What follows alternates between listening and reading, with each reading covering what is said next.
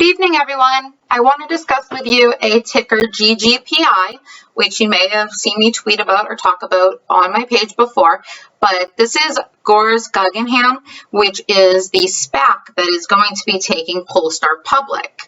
I'm sure that everybody knows by now what Polestar is. It's an electric vehicle company that is very popular over in Europe and has come to the United States. A good friend of mine actually drives a Polestar and loves it. But they're going public via GGPI, and they have their shareholder meeting today, which it was voted to take the SPAC public.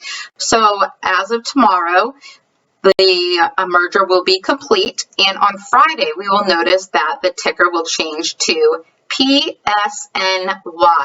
That's P as in Papa, S as in Sierra, N as in November, Y as in Yankee. And the reason why all this is important is because I believe this is going to create a lot of volatility and that there's going to be opportunity in this ticker. I'm sure you've all saw what happened when Rivian went public.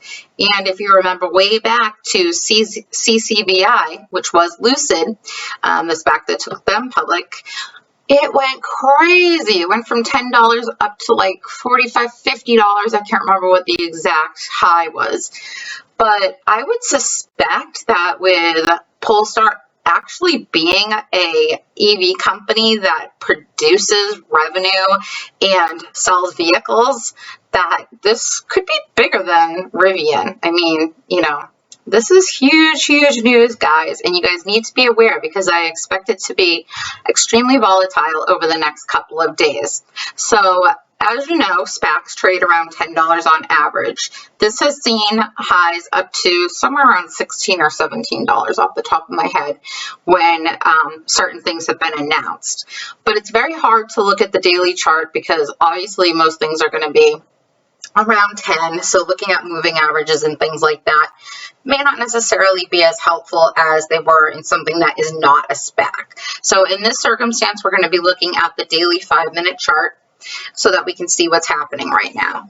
But at any rate, if we went back a couple days, you would see that there was a time when a SPAC, right before they vote to take it public or not, where shareholders that have been holding it can elect to just take their $10 and get out of it.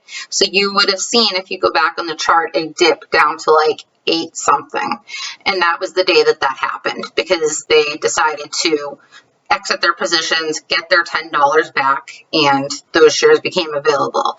It quickly rebounded up on Friday. I believe that happened on Thursday. On Friday, it rebounded back up and closed the day over $10. And then we've seen some volatility going into the beginning of this week. And there were some issues today where shareholders could not access the shareholders meeting online. So there was a lot of concerns regarding that. If you watched my video yesterday, you saw that I put out that there was concern about the votes because guys, they were literally calling me and like multiple times and sending me like every other day reminders to vote, which of course I did. But me being me, I knew what day I had to do it by, and wanting to see what was going on with the ticker, I kind of was waiting towards the last minute of that. But I did vote and I got my votes in and it's all good. So anyways, let's look at this. As you can tell, I always use the 1348 in my 5-minute charts for day trading. And guys, I'm not recommending this as a day trade. I personally am a long. I've been holding this long for several months now and plan to continue. However, I will lay the cards on the table. If this has approximately 10% of the free float sold short on it, if by chance we're lucky enough to squeeze some of those shorts out in the next couple of days, and we come to an extremely high number, like that multiplies this several times over, where I think it's higher than it should be trading right now, I'll be real with you. Of course, I'm going to sell at that time, wait my 30 days, or wait for it to fall back to reality and buy back in. But I do expect there to be a huge run, and I want you to be aware of it so we can all make some money in this. So here we go. Today, let's go to pre-market. Pre-market, you saw a dip. The 13 fell under B48, came back up, went over, came back down, went under, and then around 10 a.m. made the cross back up.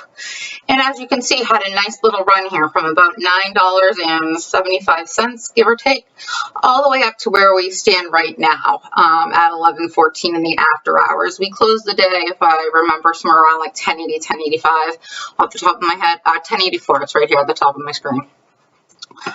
And we've hit as high as like 1144, but there is a resistance right here. You can see the high a day candlesticks, all of them seem to be pointing to like 1143. And if you go back to the day before, you can see, if I click on it, the high 1144 exactly.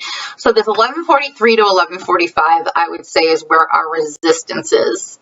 And I believe that tomorrow we're going to break through that resistance, or on Friday.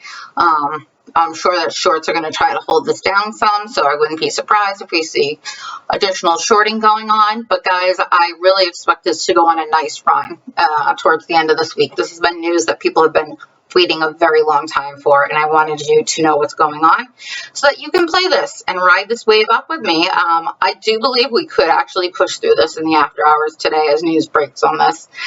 Because as far as I know, it just came out. I've been looking all day because there were computer issues getting into that shareholder meeting that a lot of people were complaining about online. So it wasn't just me, guys.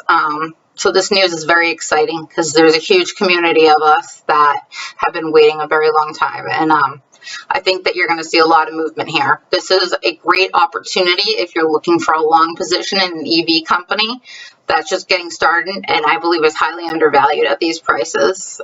That's my personal opinion.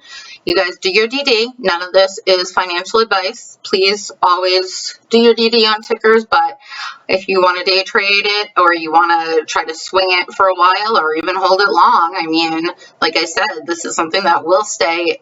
I am going to trade part of it, but a good chunk of my position too will stay in my portfolio as a long play. All right, have a great night, everyone.